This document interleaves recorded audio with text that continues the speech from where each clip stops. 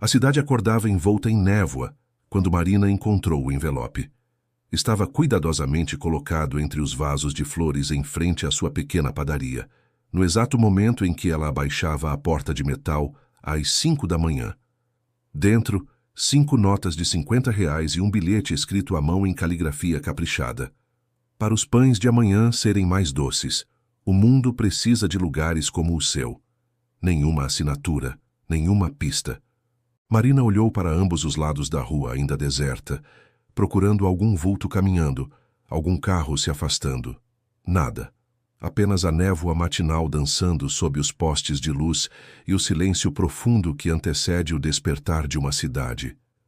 Ela guardou o envelope no bolso do avental, sentindo uma mistura de gratidão e perplexidade. R$ 250 eram exatamente o valor que faltava para ela conseguir pagar o fornecedor de farinha que ameaçava cortar seu crédito. Como alguém poderia saber?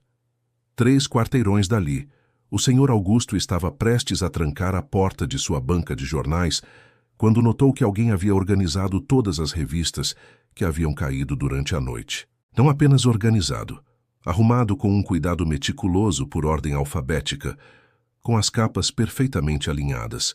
Ele havia deixado aquela bagunça na noite anterior, velho e cansado demais para lidar com ela após um dia exaustivo.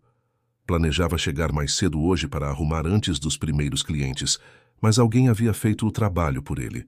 E mais, havia uma xícara de café ainda quente ao lado do caixa, com um pequeno bilhete grudado. Para aquecer o início do seu dia, você traz notícias ao mundo, isso importa. Augusto segurou a xícara com mãos trêmulas, não pela idade, mas pela emoção. Aos 72 anos, trabalhando sozinho desde que a esposa falecera há 3 anos, raramente alguém notava sua existência, além de pegar o jornal e deixar o dinheiro. Aquele simples gesto de bondade anônima trouxe lágrimas aos seus olhos cansados. Na Rua das Palmeiras, Júlia saiu para levar o filho de 6 anos à escola e encontrou o pneu furado de sua bicicleta, seu único meio de transporte, completamente consertado e inflado. Um bilhete preso ao guidão dizia: "Toda mãe que pedala com amor merece asas. Continue sendo forte." Ela havia deixado a bicicleta com o pneu furado na noite anterior, planejando empurrar as 7 quadras até a escola como fizera nos últimos 3 dias. O conserto custaria R$ 40, que ela simplesmente não tinha. Mas agora, ali estava, pronta para uso. Júlia olhou ao redor da rua vazia, procurando por alguém a quem pudesse agradecer. Apenas o vento suave da manhã respondeu, carregando folhas secas pelo asfalto. No centro da cidade, o padre Miguel abriu a igreja para a primeira missa e descobriu que todos os bancos haviam sido polidos durante a noite. O cheiro de cera de abelha pairava no ar. Mais impressionante ainda, as velas do altar, que ele não tinha dinheiro para repor, haviam sido substituídas por velas novas de excelente qualidade. Um bilhete simples no altar: "A luz deve continuar brilhando. Obrigado por manter este refúgio aberto." Esses não eram eventos isolados. Nas últimas 6 semanas, dezenas de pequenos milagres vinham ocorrendo pela cidade. Um pacote de fraldas deixado na porta de uma mãe solteira que mal conseguia alimentar os filhos. Medicamentos caros aparecendo na caixa de correio de um idoso diabético. O vazamento do telhado de uma escola pública misteriosamente consertado durante a noite. Sempre acompanhados de bilhetes gentis, sempre anônimos, sempre perfeitamente direcionados para quem mais precisava. A cidade começou a chamá-lo de o peregrino de passos leves, porque ninguém nunca o via, ninguém nunca o ouvia, mas seus passos deixavam rastros de bondade por toda parte. Especulações corriam soltas. Seria um milionário excêntrico? Um grupo organizado de voluntários? Um anjo? As redes sociais fervilhavam com teorias, e as pessoas começaram a prestar mais atenção aos cantos esquecidos da cidade, esperando flagrar o benfeitor misterioso em ação. Mas havia alguém que observava tudo com particular interesse.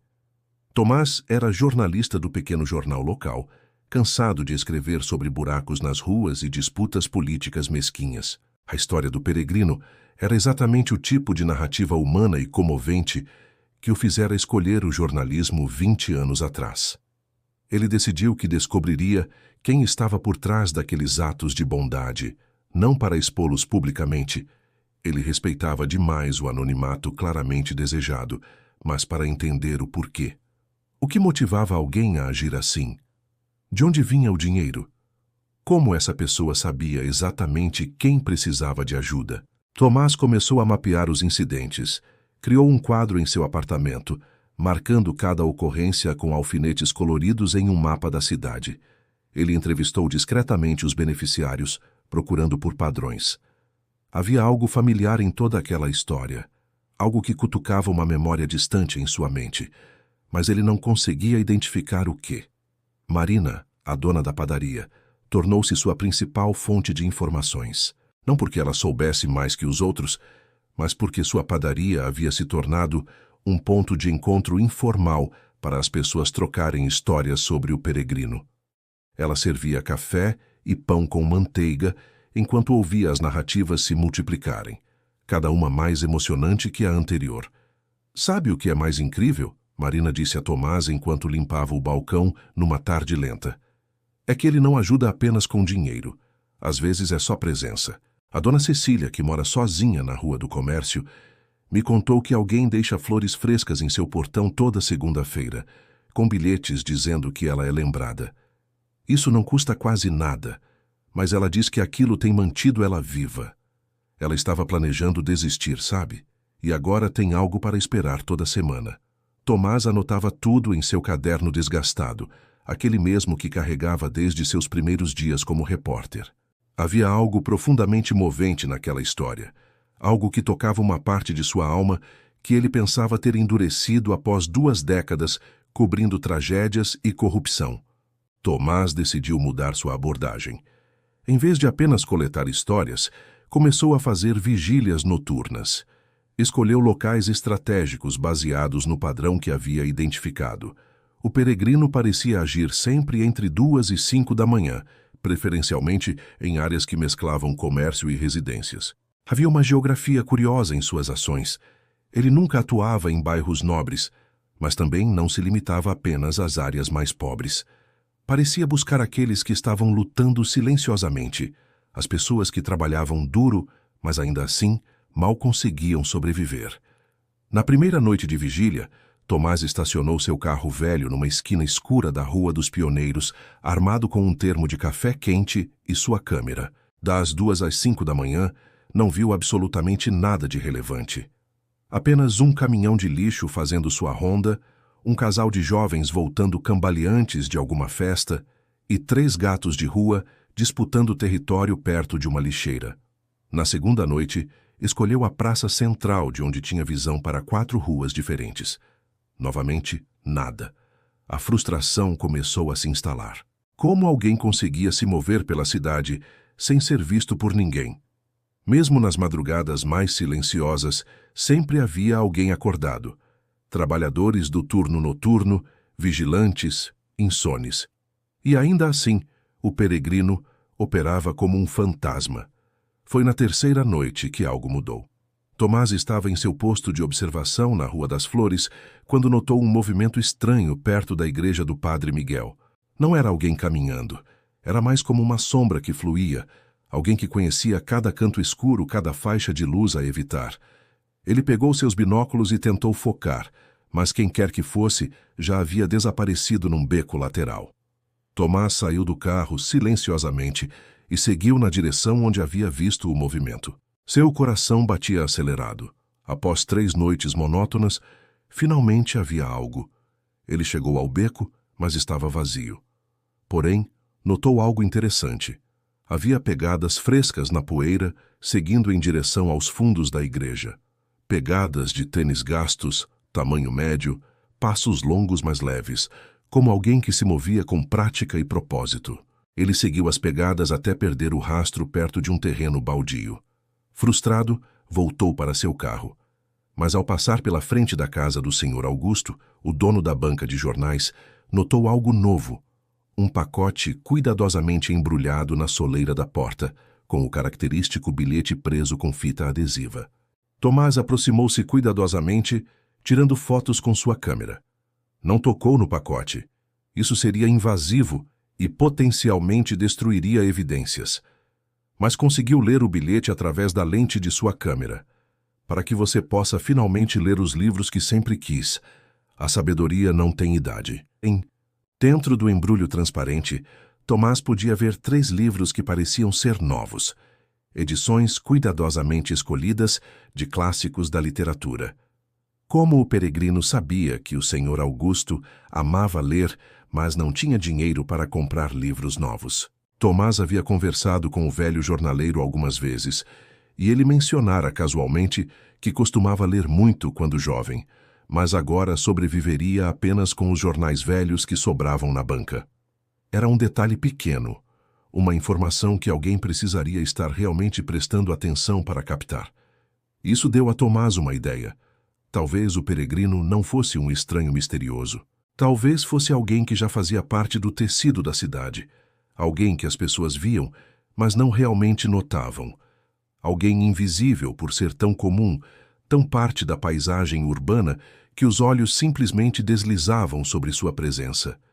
Ele começou a repensar todos os invisíveis da cidade: lixeiros, entregadores noturnos, seguranças, pessoal de limpeza. Mas nenhum desses parecia se encaixar perfeitamente.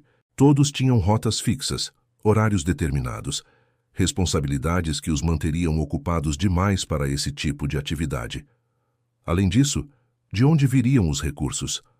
Os bilhetes, embora simples, eram escritos em papel de boa qualidade. Os presentes eram bem escolhidos e frequentemente caros. Isso sugeria alguém com recursos financeiros consideráveis, ou ao menos acesso a eles. Marina começou a notar as visitas mais frequentes de Tomás à padaria. Ele chegava cedo, sempre comprava o mesmo, café preto e pão na chapa, e ficava horas fazendo anotações em seu caderno enquanto observava o movimento da rua através da vitrine. "Você vai descobrir quem é?" Ela perguntou certa manhã servindo seu café habitual. "O peregrino?" "Estou tentando", Tomás admitiu. "Mas é como perseguir fumaça. Sempre que acho que estou perto, ele desaparece." "Talvez ele não queira ser encontrado", Marina sugeriu, limpando a mesa ao lado. "Talvez o anonimato seja parte importante do que ele faz. Não por humildade falsa, mas porque se as pessoas soubessem quem ele é, mudariam a forma como interagem com ele. Ele não seria mais capaz de observar, de entender quem realmente precisa de ajuda." Tomás parou de escrever e olhou para ela com renovado interesse. "Isso é muito perspicaz", ele disse lentamente. "Você está dizendo que ele precisa ser invisível para ser efetivo." "Exatamente." Marina sorriu. "Pensa bem, se você soubesse quem ele é, você ainda agiria naturalmente perto dele? Ou você ficaria constrangido, talvez tentando esconder suas dificuldades para não parecer estar pedindo ajuda? A invisibilidade dele é o que permite que ele veja a verdade das pessoas." Aquilo mudou completamente a perspectiva de Tomás. Ele não estava procurando por alguém escondido nas sombras. Estava procurando por alguém escondido à vista de todos, alguém tão parte da paisagem que as pessoas simplesmente não o viam mais. Tomás começou a prestar atenção nos invisíveis. Durante uma semana, ele simplesmente observou. Observou o homem que vendia água nos sinais de trânsito, sempre no mesmo cruzamento, sempre com o mesmo sorriso cansado. Observou a senhora que empurrava um carrinho de supermercado cheio de garrafas recicláveis, fazendo sua ronda matinal pelos lixeiros antes dos caminhões chegarem. Observou os moradores de rua que ocupavam os mesmos cantos todas as noites, envolvidos em cobertores surrados e papelões. Foi durante essa semana de observação silenciosa que Tomás começou a ver sua própria cidade com olhos diferentes. Quantas vezes havia passado por essas pessoas sem realmente vê-las? Quantas histórias existiam ali, ignoradas, invisibilizadas pelo ritmo acelerado da vida urbana? Ele sentiu uma pontada de vergonha ao perceber que, como jornalista, deveria estar contando essas histórias há anos, mas tinha se contentado em cobrir os eventos óbvios, as manchetes fáceis. Havia um morador de rua, em particular, que começou a chamar sua atenção. Ele não sabia o nome do homem, ninguém parecia saber. Era apenas o morador de rua da praça central, uma figura tão constante quanto os bancos ou a fonte. O homem era magro, provavelmente na casa dos 50 anos, embora fosse difícil determinar com precisão. Tinha cabelos e barba longos e grisalhos, sempre usava uma jaqueta azul desbotada, independentemente do clima, e carregava consigo 2 sacolas plásticas surradas, que pareciam conter todas as suas posses mundanas. O que intrigava Tomás era o fato de que esse homem parecia estar sempre ali, mas nunca pedia dinheiro. Ele simplesmente sentava-se no mesmo banco da praça, observando o mundo passar. Ocasionalmente, alguém lhe oferecia comida ou alguma moeda, e ele sempre aceitava com um aceno de cabeça silencioso, mas nunca pedia. Nunca abordava ninguém. Era como um monumento humano, uma presença fixa e silenciosa. Tomás começou a observá-lo mais atentamente. O homem tinha uma rotina curiosa. Todas as manhãs, por volta das 6 horas, ele se levantava do banco onde dormia e caminhava até a fonte da praça para lavar o rosto e as mãos. Depois, sentava-se novamente e permanecia ali absolutamente imóvel por horas. Não dormia. Seus olhos estavam sempre abertos, sempre observando. Mas observando o quê? As pessoas? Os pássaros? Os carros passando? Uma manhã, Tomás decidiu aproximar-se. Comprou 2 cafés na padaria de Marina e levou um para o homem na praça. Era arriscado. Podia assustá-lo, quebrar algum protocolo não dito da rua. Mas algo no olhar tranquilo daquele homem sugeria que ele não era perigoso ou imprevisível. "Bom dia", Tomás disse, estendendo o café. "Pensei que você pudesse querer algo quente para começar o dia." O homem olhou para o copo de café, depois para Tomás. Seus olhos eram surpreendentemente claros e inteligentes, em contraste marcante com sua aparência maltratada. Ele pegou o café com mãos calejadas, mas firmes, e fez um gesto indicando o espaço ao seu lado no banco. Tomás sentou-se e os dois ficaram em silêncio por vários minutos, bebendo café enquanto o sol da manhã lentamente queimava a névoa. Foi o morador de rua quem falou primeiro, sua voz rouca de desuso, mas articulada. "Você é o jornalista." Não era uma pergunta, mas uma afirmação. "O que está procurando o peregrino?" Tomás quase deixou cair seu café. "Como você sabe disso?" O homem deu um sorriso pequeno e triste. "Eu vejo muita coisa daqui. As pessoas pensam que porque não temos casa também não temos olhos, mas a verdade é o oposto. Nós vemos tudo. Somos as testemunhas silenciosas da cidade." "Então você ouviu?" Tomás perguntou, inclinando-se para a frente com entusiasmo. "O peregrino? Você sabe quem ele é?" O homem bebeu mais um gole de café, seus olhos fixos na fonte à frente deles. "Eu vejo muitas coisas", repetiu evasivamente. "Vejo a dona da padaria chegando antes do amanhecer todos os dias, carregando o peso de um negócio que mal sobrevive. Vejo o velho jornaleiro arrumando suas revistas com mãos que tremem de artrite. Vejo a mãe solteira pedalando com o filho na garupa, suando mesmo no frio porque essa é sua única opção. Vejo você fazendo perguntas, procurando respostas. Mas você viu o peregrino?" Tomás insistiu. O homem virou-se para olhá-lo diretamente pela primeira vez. "Por que você quer encontrá-lo? Para escrever uma matéria? Para ganhar reconhecimento? Ou por alguma outra razão?" A pergunta pegou Tomás desprevenido. Ele abriu a boca para dar uma resposta automática sobre jornalismo e interesse público, mas algo no olhar penetrante daquele homem o fez pausar e realmente pensar. No começo, ele admitiu lentamente, era só uma boa história. Algo diferente do noticiário deprimente de sempre. Mas agora acho que quero entender. Quero saber o que motiva alguém a fazer o bem de forma tão consistente e anônima. Numa época onde todos buscam reconhecimento, onde cada ato de caridade vira post nas redes sociais, aqui está alguém fazendo o oposto. Isso me fascina. E se sou honesto, me faz questionar o que eu mesmo tenho feito com minha vida. O morador de rua assentiu lentamente, como se essa resposta o tivesse satisfeito. "Você conhece a história do bom samaritano?" "A parábola bíblica?" Tomás perguntou. "Claro. O homem que ajudou o estrangeiro ferido quando outros passaram sem parar." "Sim. Mas você já pensou sobre por que Jesus escolheu um samaritano para ser o herói da história? Os samaritanos eram desprezados, considerados impuros, invisíveis socialmente. Era esse o ponto. Às vezes, a bondade vem de onde menos esperamos, dos invisíveis, dos ignorados. Tomás processou aquelas palavras em silêncio. Havia uma sabedoria naquele homem que contrastava completamente com sua situação de vida. Nos dias seguintes, Tomás voltou à praça várias vezes, sempre trazendo café ou algum alimento para o morador de rua. Eles conversavam, ou melhor, o homem falava em enigmas e Tomás tentava decifrá-los. Ele nunca revelava seu nome, não importava quantas vezes Tomás perguntasse. Apenas sorria e dizia: nomes são para pessoas que existem, eu sou apenas parte da paisagem. Mas através dessas conversas fragmentadas, Tomás começou a montar um quebra-cabeça. O homem claramente tinha educação. Sua forma de falar, embora ocasionalmente entrecortada, revelava vocabulário sofisticado. Ele citava literatura, filosofia, até mesmo trechos de poesia. Não era alguém que havia nascido nas ruas, era alguém que havia caído até elas. Você nem sempre viveu aqui, viveu? Tomás perguntou certa tarde, sentando-se no banco habitual. Na praça, quero dizer.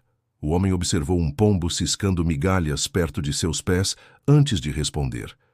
Todos nós viemos de algum lugar, ele disse evasivamente. E todos vamos para algum lugar. Eu apenas escolhi parar aqui no meio. Mas e sua família? Amigos? Você deve ter tido uma vida antes. Antes? O homem repetiu a palavra como se tivesse um gosto amargo. Sim, havia um antes. Um homem diferente, com nome diferente, vida diferente. Mas esse homem morreu há muito tempo. Eu sou apenas o que restou. O que aconteceu? Tomás perguntou gentilmente. O morador de rua ficou em silêncio por tanto tempo que Tomás achou que não responderia. Então, lentamente, ele começou a falar. Você já perdeu tudo? Não apenas posses materiais, mas tudo que define quem você é. Família, carreira, identidade. É como ser despido camada por camada, até não sobrar nada além da essência nua da sua existência. E então você descobre quem realmente é quando tudo o mais é removido. Havia dor naquelas palavras, mas também uma aceitação serena que Tomás achou perturbadora e admirável ao mesmo tempo. E quem você descobriu que eras? Ele perguntou. Alguém que deve uma dívida, o homem respondeu enigmaticamente. Uma dívida que está pagando, um dia de cada vez, uma pessoa de cada vez. Algo nessa frase fez um alarme soar na mente de Tomás. Uma dívida, pagando, uma pessoa de cada vez. Poderia ser... Você é ele, Tomás sussurrou, a realização atingindo-o como um raio. Você é o peregrino. O morador de rua não confirmou nem negou. Apenas manteve seu olhar fixo nos pombos, um pequeno sorriso brincando nos cantos de sua boca. O que faz você pensar isso? A forma como você fala sobre dívidas, o fato de que você observa todo mundo. Você sabe coisas sobre as pessoas, coisas que o peregrino claramente também sabe. Que você está sempre aqui, sempre acordado quando deveria estar dormindo, sempre atento. Talvez, o homem disse lentamente, eu seja apenas alguém que não consegue dormir e então observa o mundo passar. Ou talvez eu seja o que você procura, ou talvez ambos. As possibilidades não são mutuamente exclusivas. Tomás sentiu frustração crescer nele. Estava tão perto da verdade, mas o homem continuava dançando ao redor dela. Por que não me diz simplesmente? Se é você, por que continuar escondendo? O morador de rua finalmente virou-se para encará-lo completamente. Porque se você escrever sobre isso, tudo muda. As pessoas começarão a me ver. E uma vez que me vejam, não poderei mais ser invisível. Não poderei mais observar. Não poderei mais entender quem realmente precisa de ajuda.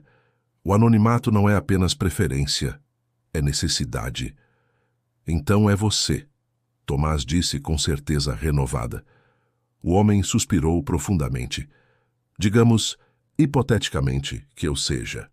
O que você faria com essa informação? Escreveria sua matéria, ganharia reconhecimento e destruiria a única coisa que permite que esse trabalho continue? Ou guardaria o segredo e permitiria que o bem continuasse acontecendo? Era uma pergunta justa, e Tomás não tinha uma resposta imediata. Ele havia passado 20 anos no jornalismo, operando sob o princípio de que a verdade deveria sempre ser revelada. Mas e se revelar essa verdade particular causasse mais mal do que bem? Posso lhe contar uma história? O morador de rua perguntou, não esperando por resposta. Há muitos anos havia um homem que pensava saber quem era. Ele tinha uma boa posição, uma família, uma vida confortável. Mas era egoísta, focado apenas em seu próprio sucesso. Uma noite de inverno particularmente brutal, esse homem estava voltando para casa tarde, pensando em seus próprios problemas, quando passou por um morador de rua caído na calçada, claramente sofrendo de hipotermia. Tomás inclinou-se para a frente, completamente absorvido na narrativa. A primeira reação dele foi passar direto. Não era problema dele. Ele estava cansado, queria chegar em casa. Mas algo, talvez consciência, talvez apenas um momento de humanidade, o fez parar. Ele voltou, ajudou o homem a se levantar, levou-o para um abrigo, pagou por uma noite de hospedagem e uma refeição quente. Não pensou muito nisso depois. Apenas um bom ato aleatório. O morador de rua pausou, seus olhos distantes, claramente perdido na memória. Mas aquele homem da rua nunca esqueceu. E meses depois, quando o homem que o havia ajudado perdeu tudo, e quero dizer tudo, por causa de escolhas ruins e circunstâncias cruéis, ele se lembrou daquele ato de bondade. Lembrou que mesmo um estranho tinha se importado o suficiente para ajudá-lo, e isso se tornou a semente de algo novo. O homem que havia perdido tudo, continuou o morador de rua, sua voz baixa e hipnótica, acabou nas ruas também. Irônico, não? Ele havia salvado um morador de rua da hipotermia, e meses depois, tornou-se um. A vida tem um senso de humor cruel às vezes. Mas quando ele estava no seu ponto mais baixo, quando considerava simplesmente desistir e deixar o frio levá-lo, ele se lembrou daquele ato de bondade. Não do ato que havia feito, mas do ato que havia testemunhado sendo feito a ele por alguém que não o conhecia. Tomás estava completamente imóvel, cada palavra penetrando profundamente em sua consciência. Havia algo nessa história que ressoava estranhamente familiar, como um eco de algo que ele próprio havia vivido, mas não conseguia localizar em suas memórias. E então, ele sussurrou. O que aconteceu com ele?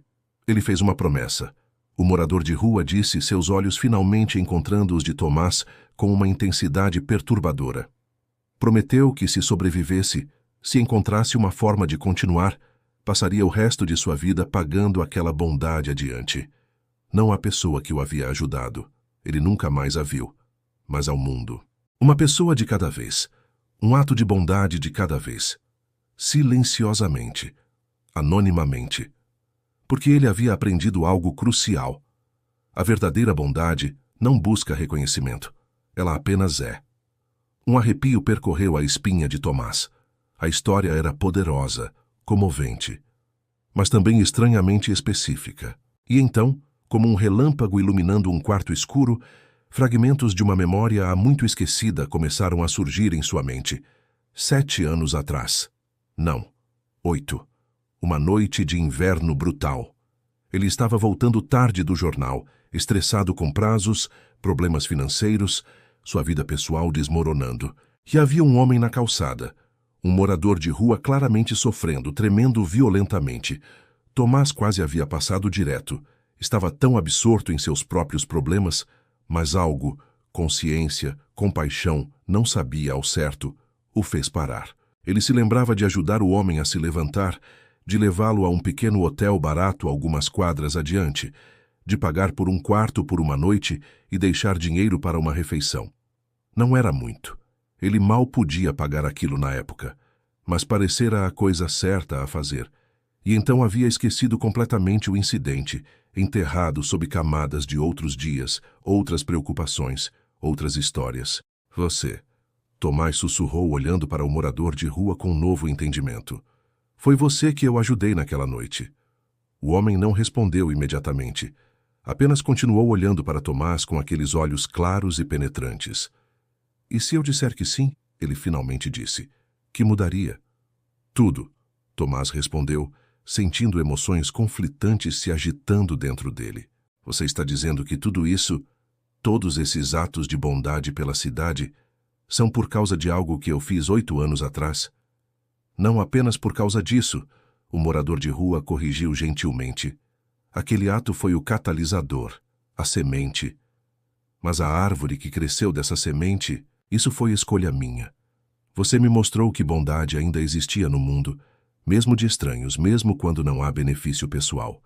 Essa lição salvou minha vida, e eu decidi dedicar o que restava dessa vida a espalhar essa lição. Tomás sentiu lágrimas quererem brotar. Ele mal se lembrava daquele ato. Havia sido tão casual, tão insignificante em sua memória, e ainda assim havia gerado isso. Havia gerado meses de bondade espalhada pela cidade, dezenas de vidas tocadas, correntes de compaixão que ele nem sabia que havia iniciado. Mas como? Ele perguntou sua voz rouca. Como você consegue fazer tudo isso? De onde vem o dinheiro, os recursos? O morador de rua sorriu pela primeira vez um sorriso genuíno e amplo. Você seria surpreendido pelo que as pessoas jogam fora. Garrafas recicláveis, quando coletadas pacientemente por meses, geram alguma renda. E eu não preciso de muito para mim mesmo. Uma refeição por dia, este banco para dormir. O resto eu devolvo para o mundo. Os bilhetes eu escrevo em papel que encontro nos lixos das papelarias. Os presentes às vezes compro com o dinheiro reciclado. Às vezes encontro coisas perfeitamente úteis que alguém descartou. Você ficaria horrorizado com o que as pessoas jogam fora. Livros, roupas, até comida ainda comestível. E você conhece as histórias das pessoas como? Eu escuto, respondeu simplesmente. As pessoas falam, mesmo quando não percebem que alguém está ouvindo. Sentado aqui neste banco dia após dia, eu ouço conversas. Vejo interações.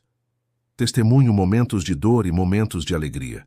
E aos poucos, monto os quebra-cabeças das vidas das pessoas. Marina menciona casualmente para uma amiga que está preocupada com o fornecedor de farinha. O Sr. Augusto comenta com um cliente regular que sente falta de ler livros novos. Júlia reclama sobre o pneu furado para outra mãe na praça.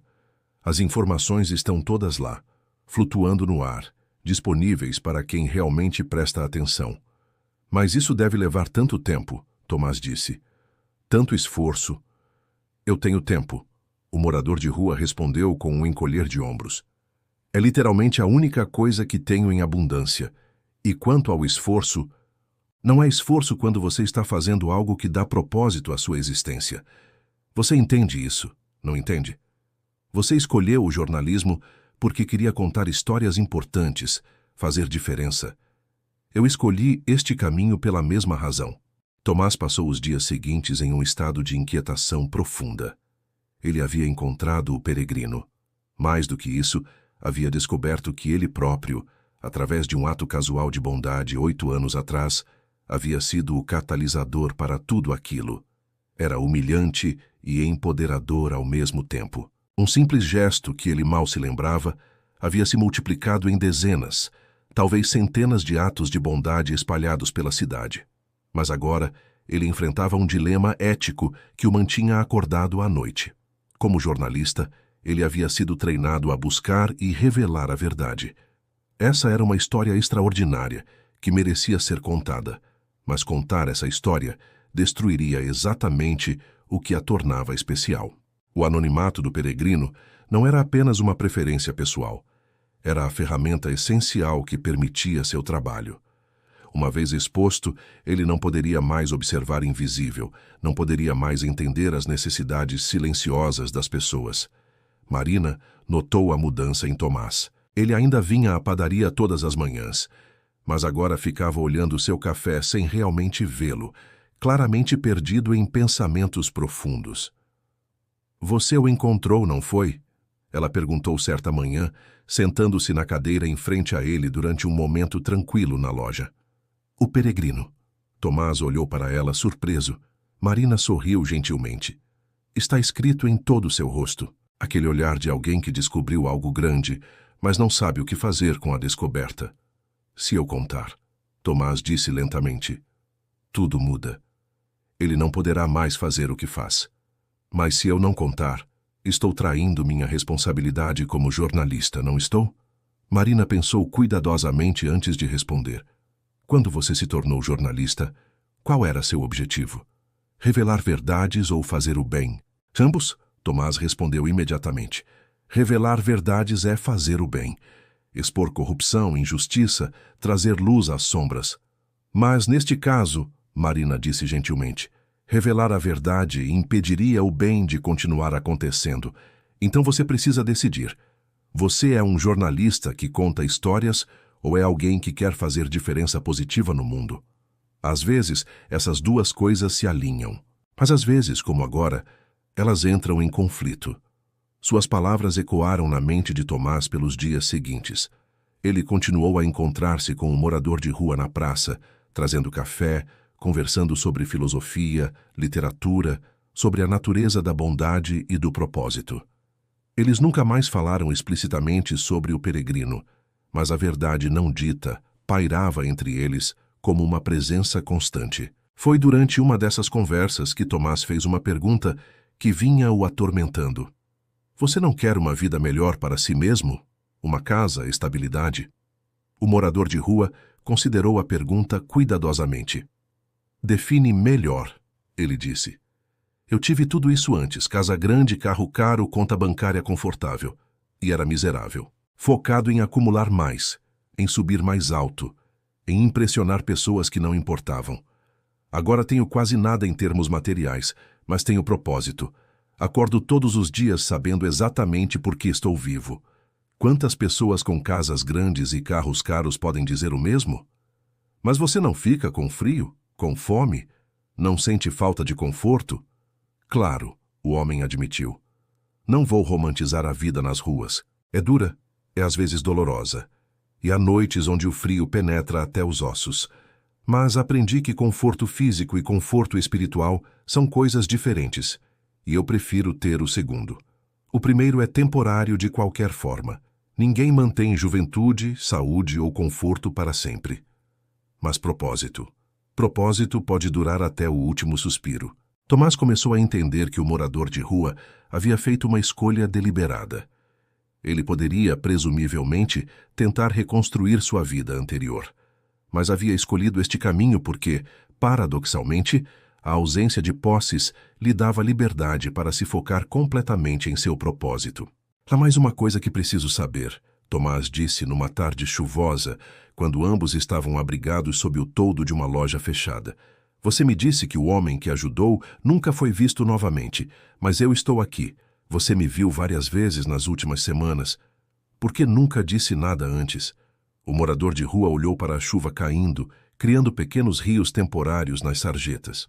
Porque reconheci você imediatamente, mas você não me reconheceu. 8 anos é muito tempo e eu mudei muito. Mas você ainda é essencialmente a mesma pessoa. E percebi algo interessante. Você estava procurando o peregrino, mas na verdade estava procurando algo mais.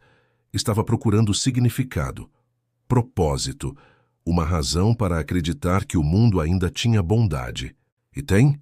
Tomás perguntou. Tem bondade? Mais do que você imagina, o homem respondeu. Mas às vezes está escondida em lugares que não pensamos em olhar, nos invisíveis, nos esquecidos, nas pequenas gentilezas que as pessoas fazem todos os dias sem reconhecimento. Marina dá pão velho para os moradores de rua todas as noites antes de fechar. O senhor Augusto deixa jornais velhos no banco da praça para quem quiser ler. Júlia ajuda outras mães solteiras com conselhos e apoio emocional. Bondade está por toda parte. Você apenas precisa aprender a vê-la. Tomás sentiu algo mudar dentro dele. O morador de rua estava certo.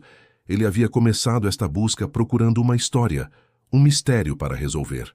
Mas o que estava encontrando era uma lição sobre como olhar para o mundo, sobre como realmente ver as pessoas ao seu redor. 2 semanas após descobrir a verdade, Tomás sentou-se em seu pequeno apartamento, cercado por páginas e páginas de anotações.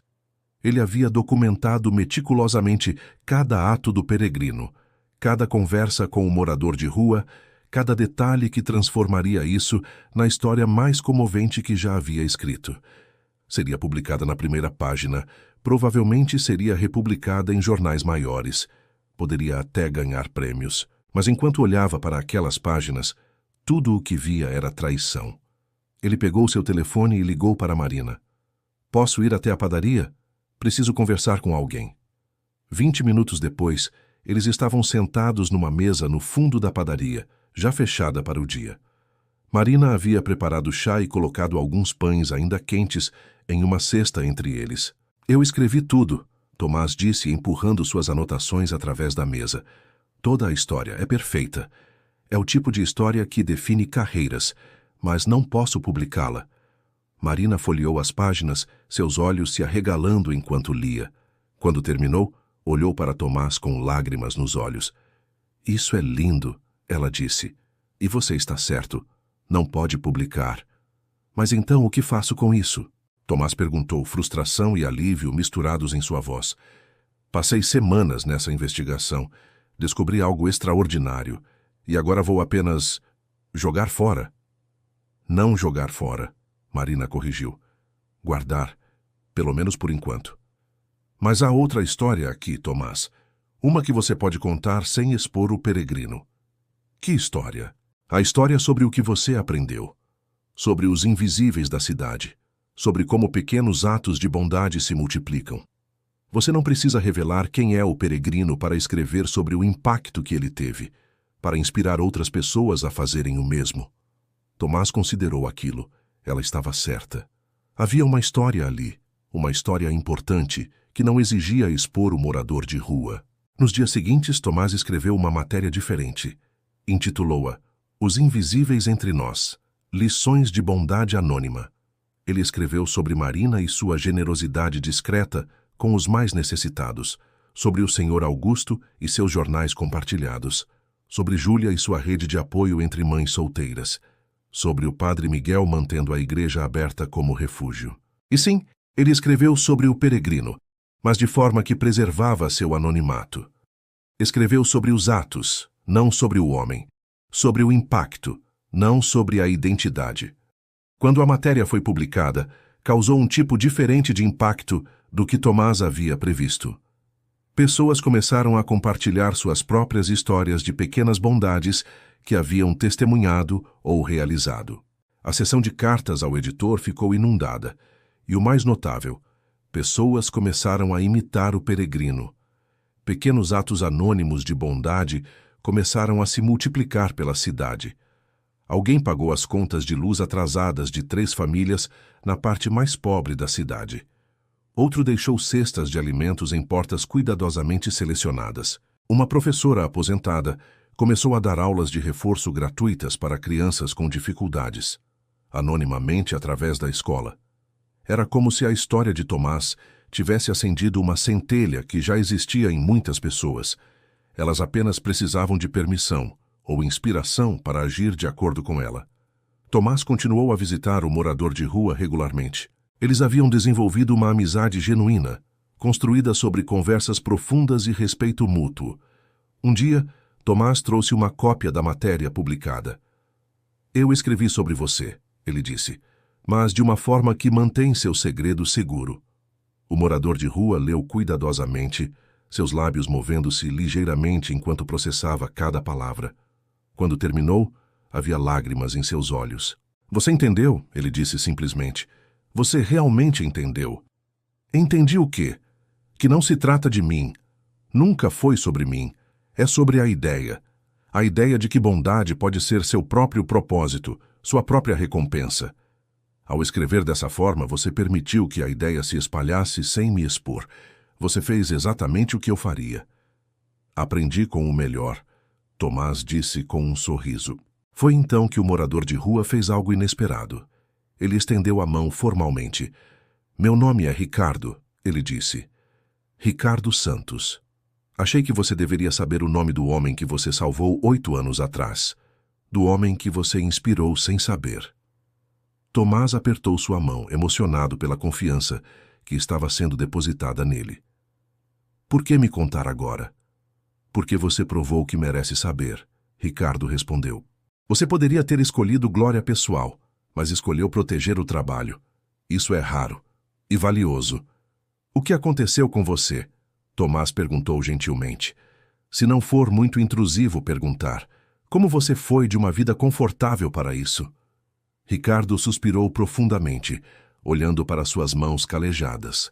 Uma empresa que entrou em falência levando todas minhas economias, um divórcio amargo, depressão profunda, alcoolismo.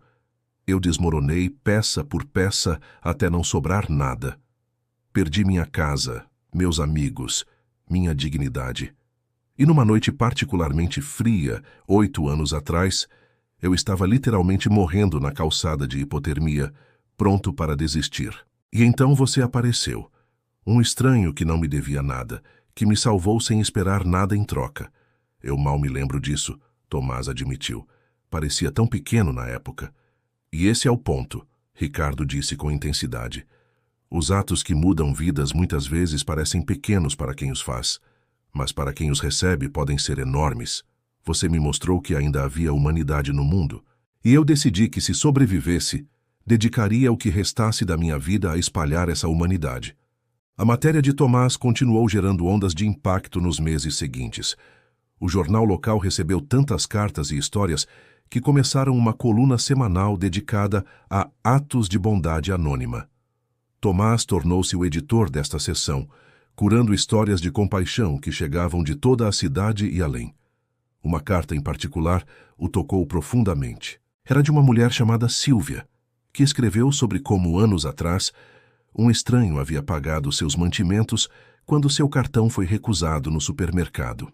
Ela estava passando por um período terrivelmente difícil, tendo acabado de perder o emprego, e aquele pequeno ato de bondade a impediu de desmoronar completamente. Agora financeiramente estável, ela fazia questão de pagar compras para estranhos em dificuldade sempre que podia. Aquele ato de bondade se multiplicou centenas de vezes através de mim, ela escreveu. E espero que continue se multiplicando através de outras pessoas que ajudei. Tomás começou a entender que Ricardo não era único. Havia uma rede invisível de bondade, operando na cidade. Sempre esteve lá, apenas nunca havia sido reconhecida ou celebrada. Sua matéria simplesmente havia iluminado o que já existia, e ao fazer isso, havia encorajado mais pessoas a participarem. Mas nem tudo era positivo. Algumas pessoas céticas por natureza ou amarguradas por experiências passadas criticaram a matéria como ingênua e idealista. Bondade não paga contas, um leitor comentou acridamente. Essas histórias sentimentais não mudam o fato de que o mundo é duro e cada um tem que cuidar de si mesmo. Tomás mostrou esse comentário a Ricardo durante um de seus encontros habituais. Como você responde a isso? Ele perguntou. Há pessoas que dizem que bondade é ingênua, que o pragmatismo é mais importante. Ricardo sorriu, aquele sorriso triste e sábio que Tomás havia aprendido a reconhecer. Eu não respondo, ele disse, porque de certa forma eles estão certos. Bondade não paga contas, não diretamente, e o mundo é duro. Cada um precisa cuidar de si mesmo até certo ponto. Mas há uma diferença entre reconhecer a dureza da realidade e usar essa dureza como desculpa para não fazer nada. Sim, bondade não paga minha conta de aluguel, porque não tenho aluguel para pagar. Mas paga algo mais importante. Dá propósito, dá significado. E significado é o que torna uma vida vale a pena ser vivida, não conforto material. Mas você não preferiria ter ambos? Tomás perguntou. Significado e estabilidade? Claro, seria mais fácil, mais confortável. Mas facilidade e conforto não são os únicos valores que importam. E, honestamente, não tenho certeza se conseguiria fazer o que faço se tivesse as distrações e responsabilidades de uma vida convencional. Minha situação, por mais difícil que seja, me dá liberdade. Liberdade para focar completamente no que importa. Enquanto isso, Marina estava experimentando seu próprio pequeno milagre. Depois que a matéria de Tomás foi publicada, mencionando sua generosidade discreta com os necessitados, clientes começaram a deixar gorjetas substancialmente maiores. Alguns até deixavam dinheiro especificamente marcado para os pães doados.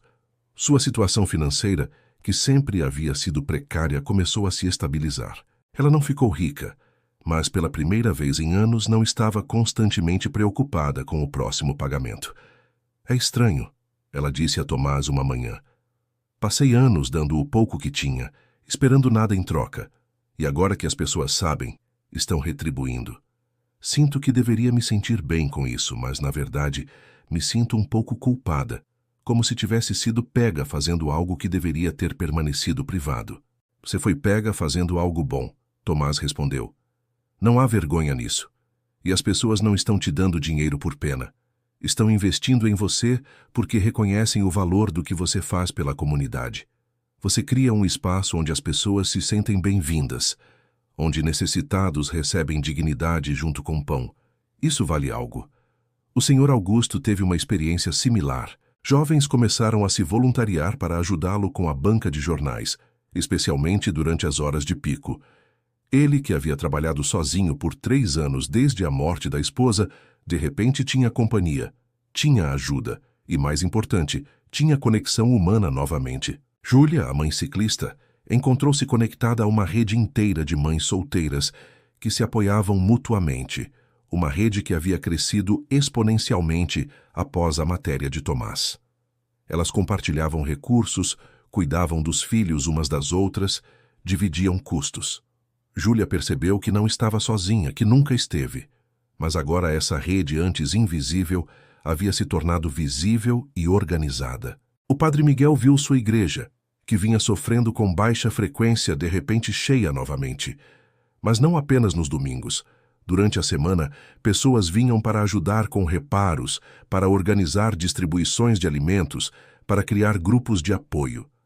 A igreja estava se tornando o que sempre deveria ter sido, um centro comunitário real, um lugar de refúgio e conexão. Mas através de tudo isso, Ricardo continuou sendo o morador de rua anônimo da Praça Central. Alguns dos novos praticantes de bondade anônima ocasionalmente especulavam se ele poderia ser o famoso peregrino, mas era sempre em tom de brincadeira, nunca levado a sério. Afinal, como um morador de rua sem recursos poderia orquestrar tudo aquilo? Tomás guardava o segredo zelosamente. Ele e Ricardo haviam desenvolvido não apenas uma amizade, mas uma espécie de parceria silenciosa. Tomás usava sua plataforma no jornal para amplificar histórias de bondade, enquanto Ricardo continuava seu trabalho nas sombras, agora com uma rede inadvertida de co-conspiradores. Pessoas inspiradas pela ideia do peregrino que realizavam seus próprios atos anônimos de compaixão. 8 meses após a publicação da matéria de Tomás, outro inverno rigoroso chegou à cidade. As temperaturas caíram abruptamente e as ruas se tornaram lugares ainda mais hostis para aqueles sem abrigo. Tomás, agora mais consciente da população invisível da cidade, começou a se preocupar particularmente com Ricardo. Ele ofereceu múltiplas vezes ajudar Ricardo a encontrar abrigo permanente. Ofereceu seu próprio sofá. Ofereceu conexões com programas de assistência social. Mas Ricardo sempre recusava gentilmente. Aprecio a preocupação, ele dizia.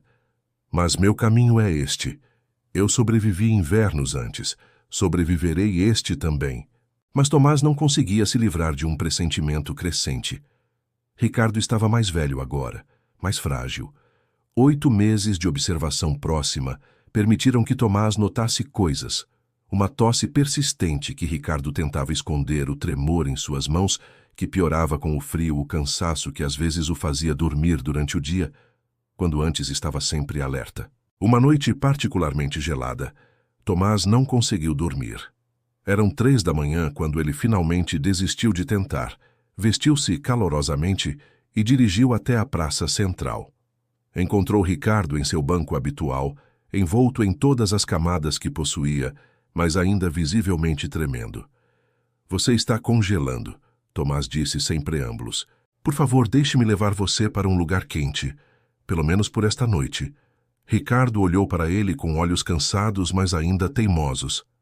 Se eu aceitar conforto, fico fraco, fico dependente, e então não posso fazer o que preciso fazer.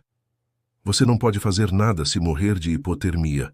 Tomás retrucou, frustração colorindo sua voz. Ricardo, por favor, seja razoável. Razoável, Ricardo repetiu com um sorriso triste. Razoável seria nunca ter escolhido este caminho. Razoável seria ter me agarrado a qualquer emprego, qualquer apartamento, qualquer migalha de vida convencional. Mas razoável não muda o mundo. Só a loucura dedicada faz isso. Eles ficaram em impasse por vários minutos, até que Tomás teve uma ideia. E se não for sobre você? E se for sobre mim precisando da sua companhia? Venha até meu apartamento, tome um banho quente, coma uma refeição adequada, durma num sofá por algumas horas. Não como caridade, mas como amizade. Como um favor para mim, para que eu possa dormir esta noite sabendo que você está seguro. Ricardo estudou o rosto de Tomás por um longo momento, então suspirou em rendição. Apenas por esta noite, ele concordou. E apenas porque você apelou para minha vaidade ao fazer parecer que estaria me fazendo um favor. No apartamento de Tomás, enquanto Ricardo tomava um longo banho quente, Tomás preparou sopa e sanduíches. Quando Ricardo emergiu limpo e vestindo roupas emprestadas, Tomás foi atingido por quão diferente ele parecia. Ainda magro, ainda marcado pela vida dura nas ruas, mas também dignificado. Havia uma força nele que transcendia sua aparência física. Eles conversaram até o amanhecer. Ricardo contou mais sobre sua vida antes, sua carreira em finanças, seu casamento que havia desmoronado sob o peso de suas obsessões com sucesso, os erros que havia cometido perseguindo riqueza em vez de significado. E Tomás compartilhou suas próprias lutas, o idealismo de juventude que havia se desgastado em 2 décadas de jornalismo, o cinismo que havia começado a se instalar e como conhecer Ricardo havia reacendido algo que ele pensava ter perdido. Você sabe, Tomás disse enquanto o sol começava a nascer, que você não precisa fazer penitência para sempre, certo? Você pagou sua dívida centenas de vezes. 1000 vezes. Você inspirou uma cidade inteira a ser mais bondosa. A qualquer momento você poderia escolher uma vida diferente. Ricardo balançou a cabeça lentamente. Não é penitência. Nunca foi. É propósito. E propósito não é algo que você completa e depois move para a próxima coisa. É algo que você é. Eu sou o peregrino agora. Não é um papel que interpreto. É quem me tornei. Mas e se você pudesse fazer mais? Tomás insistiu. Imagine se você tivesse recursos reais, uma plataforma, pessoas trabalhando com você. Quanto mais impacto poderia ter? Menos, Ricardo respondeu imediatamente, surpreendendo Tomás. Quanto maior a organização, mais diluído o impacto pessoal. Quanto mais visibilidade, mais política e ego se infiltram. Quanto mais recursos, mais tempo gasto gerenciando recursos, em vez de ajudando pessoas. Não.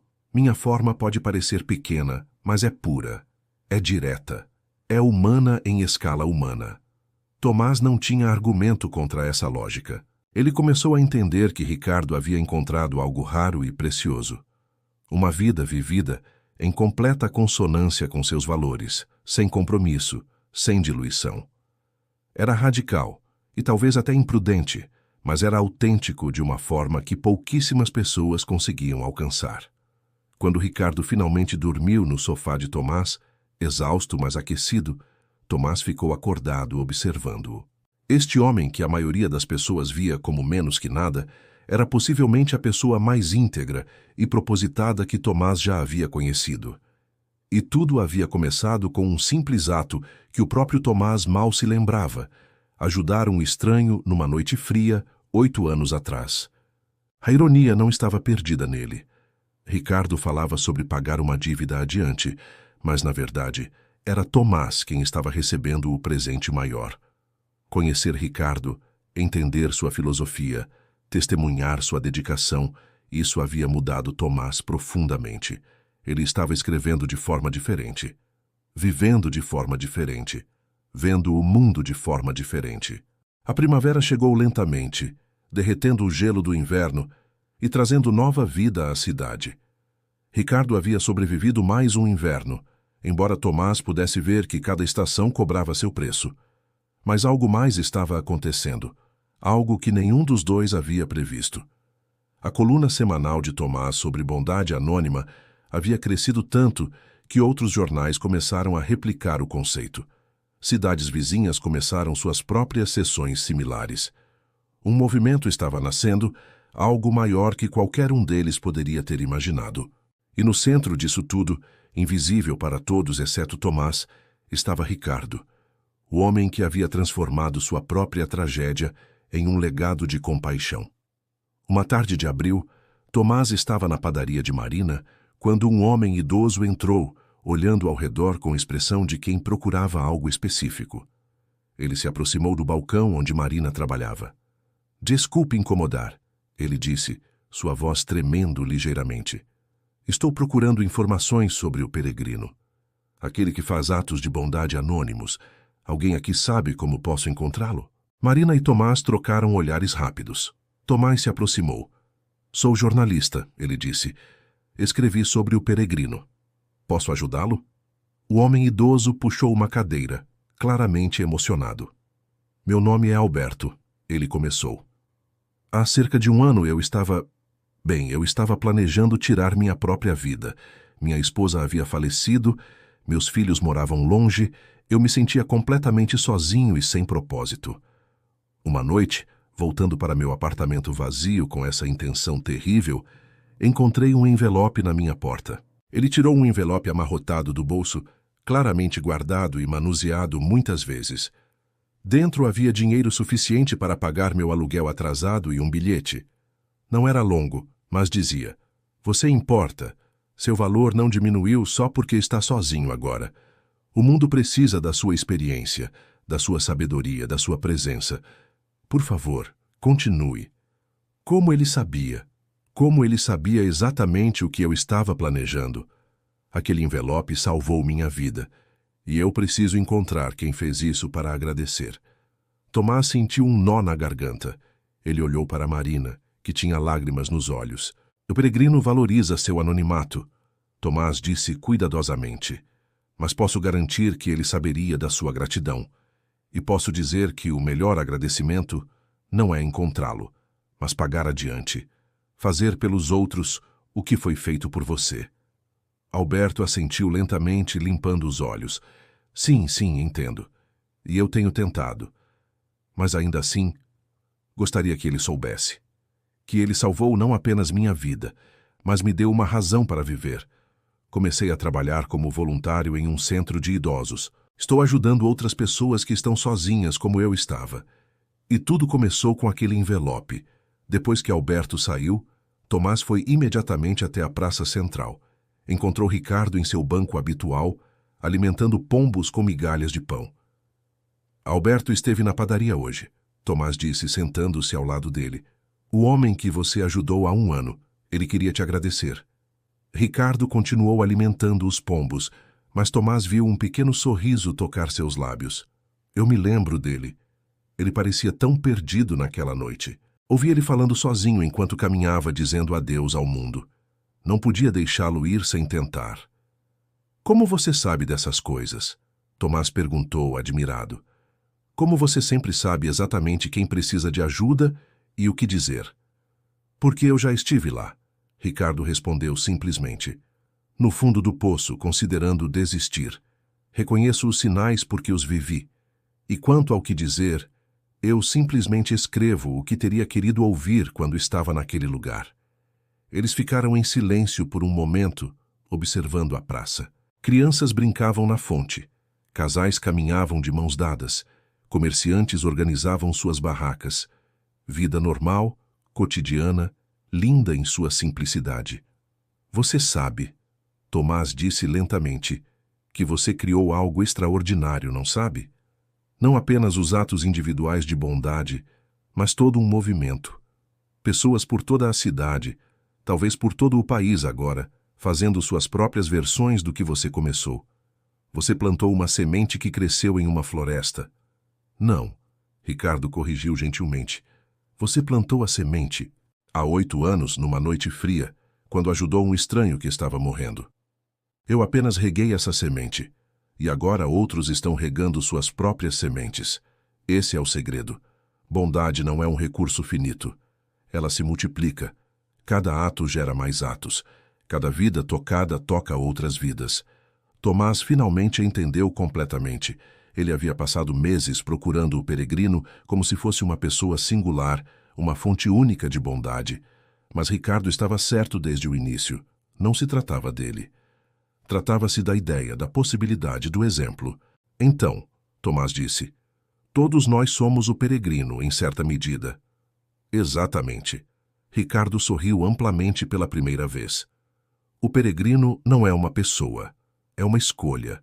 Uma escolha que qualquer um pode fazer, a qualquer momento, em qualquer circunstância. Eu apenas escolhi fazê-la de forma mais visível, mais consistente. Mas você faz a mesma escolha com suas palavras. Marina, com seu pão. O senhor Augusto, com seus jornais. Alberto, com seu tempo voluntário. Todos somos peregrinos, todos caminhando através da vida, deixando rastros de bondade. Semanas depois, Tomás escreveu sua última grande matéria sobre o peregrino. Não revelou a identidade de Ricardo. Nunca faria isso.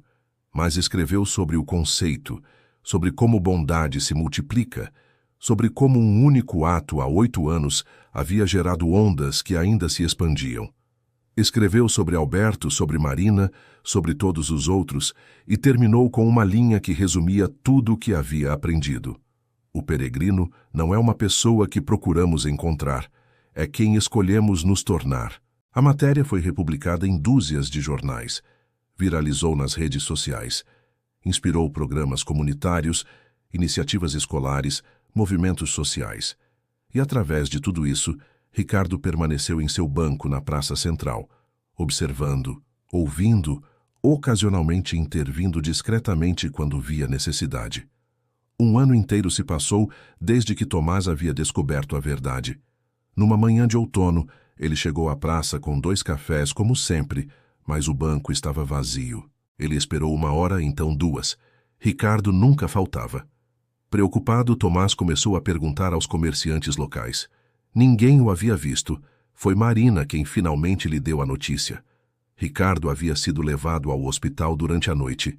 Pneumonia severa. Tomás correu para lá, seu coração apertado de medo. Encontrou Ricardo numa cama de hospital, conectado a monitores, mas consciente e sorrindo fracamente. Achei que você fosse imortal. Tomás tentou brincar, mas sua voz estava trêmula. Ninguém é, Ricardo disse, sua voz rouca, mas ainda carregando aquela sabedoria tranquila. Mas também, ninguém realmente morre completamente. Não enquanto os efeitos de suas ações continuam se propagando. Eu vivi 8 anos além do que deveria ter vivido. 8 anos pagando adiante uma bondade. E agora, essa bondade tem vida própria. Vai continuar sem mim, através de você, de Marina, de Alberto, de centenas de outros. Eu fiz minha parte. Não fale assim, Tomás disse, segurando a mão de Ricardo. Você vai se recuperar. Ainda há tanto para fazer. Há sempre mais para fazer, Ricardo concordou, mas não necessariamente por mim. É hora de passar o bastão. E vocês, todos vocês, já o pegaram. O peregrino continua, apenas com passos diferentes. Ricardo se recuperou daquela pneumonia, mas ficou claro que seus dias nas ruas haviam terminado. Tomás, Marina e outros na comunidade se uniram para encontrar-lhe um pequeno apartamento. Ricardo resistiu inicialmente, mas eventualmente aceitou quando percebeu que poderia continuar seu trabalho de outras formas, mentorando jovens voluntários, aconselhando organizações de caridade e, sim, ocasionalmente ainda deixando envelopes anônimos para aqueles em necessidade. E Tomás finalmente entendeu a lição completa. Bondade não é sobre martírio ou sofrimento. É sobre fazer o que você pode, com o que você tem, onde você está. Ricardo havia feito isso nas ruas. Agora faria de um apartamento. A forma mudava, mas a essência permanecia. Na entrada do pequeno apartamento de Ricardo, Tomás ajudou a pendurar um quadro, a matéria original que havia escrito, emoldurada. Embaixo, Ricardo havia adicionado suas próprias palavras manuscritas. Bondade é uma dívida que pagamos adiante, e quanto mais pagamos, mais ricos nos tornamos.